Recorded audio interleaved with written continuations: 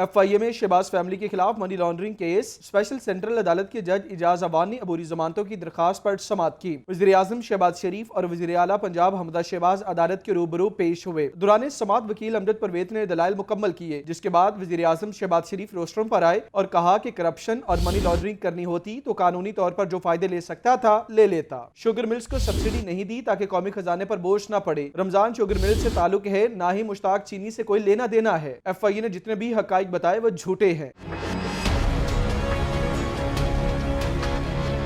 FIA के special prosecutor Farooq Bajwa ने अपने दलाइल में कहा कि FIA ने मेरिट पर तहकीकात की हैं। जमानत के दौरान मुलजिमान का रवैया मस्बत रहा। ये बात भी हकीकत है कि शहबाज शरीफ का रमजान शुगर मिल से कोई ताल्लुक नहीं। शहबाज शरीफ के अकाउंट्स में 4 मुश्तबा ट्रांजैक्शंस हुई हैं। अदालती इस्तफसार पर तफ्तीशी ऑफिसर ने कहा कि मुलजिमान की गिरफ्तारी मतलूब है। वज़ीर-ए-आज़म शहबाज शरीफ और वज़ीर आला पंजाब हमदा शहबाज अदालत से इजाजत लेने के बाद रवाना हो गए।